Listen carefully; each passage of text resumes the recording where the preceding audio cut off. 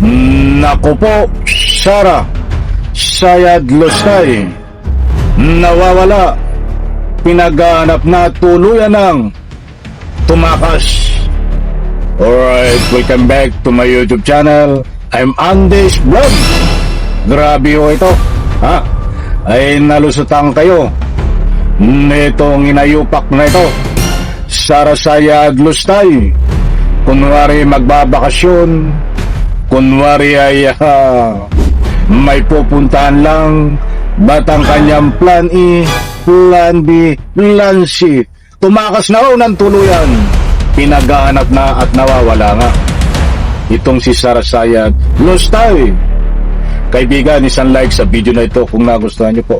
Please subscribe my YouTube channel sa lahat po ng hindi pa nakasubscribe. Ito muna ang pag-usapan natin, mga mahal kong taga-subaybay. Usapang Sara Sayad Lustay. Parang kung papansinin ho natin, ang lahat po ng galawan nitong mga namumuno, namumuno na senador ng DDS, ay anong lalakas ho ng sayad saltik sa utak. Hindi ho normal ang kanilang mga galawan. Kasama rin itong kanilang taga-suporta. Hindi naman lahat. Ay talagang yan ang lalakas din ho ng tama. Sayad at saltik sa utak. Ay wala ho tayong magagawa.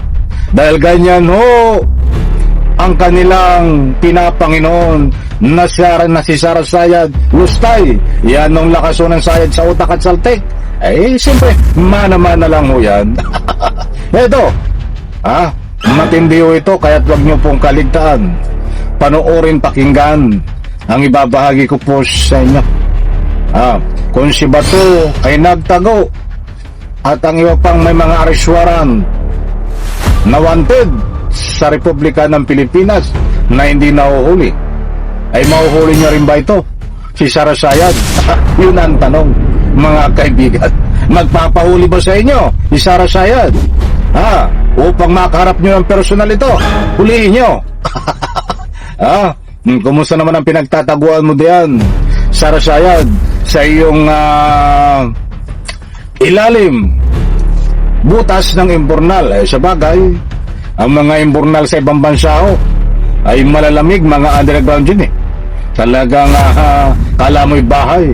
Kaya siguro nawiwili ito si Sara Sayad yan magtago sa loob ng imburnal, diyan po sa ibang bansa. Itong si Bato kaya lumabas ng imburnal ay sa Pilipinas so nagtago. Mainit ang butas ng imburnal sa Republika ng Pilipinas ito, talagang ayoko nang patagalin. Ako sabik man sabik. Naibahagi po ito sa inyo, kalalabas lang na balita, nawawala, inahanap na. Tuluyan na ba itong nagtago si Sara Sayad Lustay? Kaibigan, panoorin po natin. Dahil walang kudeta, formal nang nag-convene ang Senado bilang impeachment court para litisin si Vice President Sara Duterte. Dahil dito, kailangan humarap ang 20 oras na formal siyang ipatawag ng korte para sagutin ang mga inaakusa sa kanya. Dariting muli ang aking report. Ay paano nga haharap? Paano haharap si Sara Sayad Lustay? Niyan sa impeachment ay nagtago na ho. Hindi na makita. Nalusutan kayo. Nasaan ngayon si Sara Sayad? Kaya't mga kaibigan, hindi ho tayo nagpapakalat ng anumang fake news dito. Dahil maliwanag naman ho dito na pinaghahanap na itong si Sara Sayad Lustay Duterte para humarap sa impeachment. Ay hindi ho makita si Sara Sayad, nagtago sa loob ng imburnal. Anak ng katakot-takot. Ituloy po, matindi ho itong kasunod. Suot ang kanilang maroon robe. Nanumpa na ang mga senador bilang senator judges sa impeachment trial ni Vice President Sara Duterte. I state your name. Go ahead. solemnly swear that in all things pertaining to the trial of the impeachment of Vice President Sara Zimmerman Duterte, now pending, I will do impartial justice according to the Constitution and the laws of the Philippines. Nako po. So help me God. Nanumpa na rin si Senate President Alan Peter Cayetano bilang kanilang presiding officer. Ito na ang formal na pag-convene ng Senado bilang impeachment court. Pero hindi pa itong pagsisimula ng trial proper para kay VP Sara. Matapos mag-convene ang impeachment court, ipinagutos na ni presiding officer Alan Cayetano ang pag-issue ng writ of summons kay VP Sara Duterte at kailangan niya itong sagutin sa loob ng 10 calendar days matapos niya itong matanggap. Kailangan ding humarap ni VP Sara sa plenaryo oras sa tawagin siya ng impeachment court. Ang Senate Sergeant at Arms ang maghahatid ng written summons kay VP Sara kasama na ang kopya ng articles of impeachment. The prosecution may file a reply within a non-expected. Putulin ko muna. Ay, nasaan nga si Sara? Nasaan si Sara Saya? Dinahanap nyo. Ay, wala naman kayong mahanap. Anak na katakot-takot kayo. Extendable period of 5 days from receipt of the answer. The parties may file their pleadings and annexes in person or through electronic mail. Nangako naman ang kampo ni VP Sara na susunod at maghahain sila ng angkop na tugon alinsunod. Naku, ayaw ko na patapusin mga kaibigan. Ha? Kahapon ay nag-convene ng Senado. Ha? At magsisimula na ho ang paglilitis dito po kay Sara Sayad. Labasan ho ito ng matitibay na ebidensya diyan po sa Senado at required na dumarap ng personal ito nga si Sara Sayad para sagutin ng mga katanungan habang nililitis ho siya diyan sa impeachment sa Senado. Subalit tinahanap po si Sara Sayad para bigyan ng sumon at paharapin diyan po sa paglilitis sa Senado. Ay walang makitang Sara Sayad.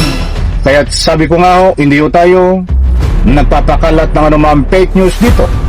Kung nga sabi po natin na itong si Sara Sayad Lustay ay nawawala, nagtago na, tuluyan ang tumakas, ay maliwanag naman ho diyan sa balita na yan.